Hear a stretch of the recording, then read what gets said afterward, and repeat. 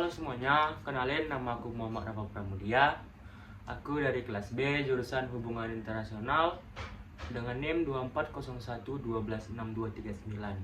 Pada hari ini aku akan membuat video tugas akhir mengenai dengan judul Membedah Politik Luar Negeri Dunia di Era Globalisasi pada saat ini. Stay tune nih semuanya, dadah. Di dunia yang semakin terhubung ini, politik luar negeri tidak hanya membahas mengenai hubungan antar pemerintah maupun negosiasi antar negara. Kini di era globalisasi, apapun langkah atau keputusan oleh negara-negara besar maupun negara-negara kecil sangat mempengaruhi banyak hal, mulai dari ekonomi hingga keamanan internasional. Lalu, bagaimana sih negara-negara itu melakukan diplomasi di tengah keterhubungan negara yang semakin erat ini? Mari kita bedah satu persatu. Diplomasi di dunia yang terhubung. Bayangkan, dalam beberapa dekade yang lalu, informasi antar negara membutuhkan waktu berhari-hari, bahkan berminggu-minggu untuk sampai.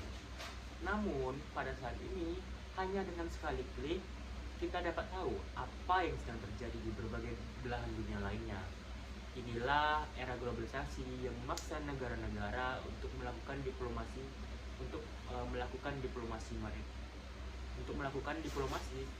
dengan berpikir lebih cerdas dan bertindak lebih cepat dalam melakukan diplomasi tersebut. Negara-negara kini tidak hanya berinteraksi melalui saluran diplomatik formal, tetapi juga melalui media sosial dan teknologi. Ini mengubah cara diplomasi dilakukan.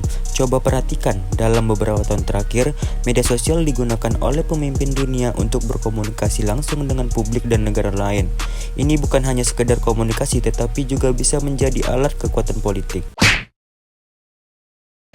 Yang kedua, ada pengaruh geopolitik dan ekonomi global. Politik luar negeri pada saat ini di era global saat ini sangat besar dipengaruhi oleh geopolitik dan dinamika ekonomi. Contohnya saja, persaingan antara United Emirates of America atau USA dan China dalam hal teknologi, perdagangan, dan pengaruh global. Apa yang sedang terjadi di pasar saham New York maupun Beijing akan banyak sangat mempengaruhi perekonomian di negara-negara lain.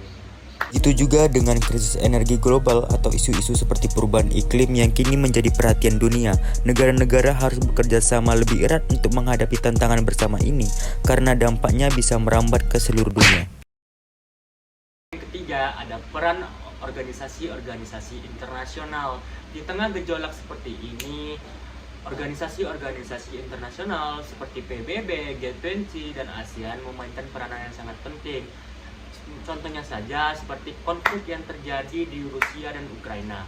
Mereka mengajak negara-negara besar untuk bisa mencari solusi damai. Namun tantangannya adalah bagaimana cara negara-negara ini yang memiliki kepentingan yang berbeda bisa melakukan kerjasama dalam satu kerangka yang sama. Selain itu, G20 juga menjadi tempat penting bagi negara-negara dengan ekonomi terbesar untuk berbicara tentang isu global seperti perubahan iklim, kemiskinan, dan keamanan pangan.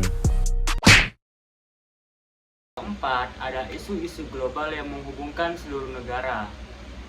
Selain masalah ekonomi dan politik, banyak daripada isu-isu global juga menghubungkan seluruh negara. Perubahan iklim mungkin salah satu contohnya. Negara-negara di seluruh dunia kini telah sadar bahwa masalah lingkungan tidak bisa diselesaikan sendirian. Apa yang sedang terjadi di Amazon ataupun di Kutub Utara bisa mempengaruhi cuaca, pangan maupun kehidupan manusia di berbagai belahan dunia lainnya. Nah, ini adalah salah satu contoh dari perubahan iklim yang sangat merugikan banyak orang dan banyak negara, yaitu kebakaran hutan. Yang kelima, ada tantangan diplomasi global.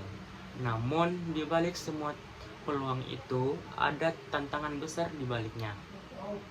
Ketegangan geopolitik yang terjadi di Timur Tengah, Laut Cina Selatan, atau bahkan perang dagang antara negara-negara besar menunjukkan betapa rumitnya diplomasi di tengah keterhubungan dunia ini. Setiap kebijakan luar negeri yang diambil oleh negara lain akan memiliki reaksi berantai kepada negara lainnya, baik secara langsung maupun tidak langsung. Semua peluang itu ada tantangan besar, yaitu seperti konflik geopolitik dan ketegangan-ketegangan di berbagai kawasan yang terjadi di seluruh dunia. Ini menyebabkan terjadinya reaksi berantai yang mempengaruhi negara lain, baik itu secara langsung maupun tidak langsung. Nah, mungkin itu tadi sekian dari 5 penjelasan yang telah saya jelaskan. Nah, di era globalisasi saat ini kita bisa melihat bahwa politik luar negeri tidak hanya mengenai hubungan antar negara, tetapi juga tentang bagaimana negara-negara tersebut dapat menavigasi dunia yang penuh dengan tantangan dan peluang yang semakin terhubung. Diplomat dan pemimpin-pemimpin negara sekarang harus lebih cerdas, kreatif, bahkan cepat untuk menghadapi kompleksitas yang telah ada pada saat ini. Mungkin sekian dari saya, Muhammad Pramudia. Assalamualaikum warahmatullahi wabarakatuh.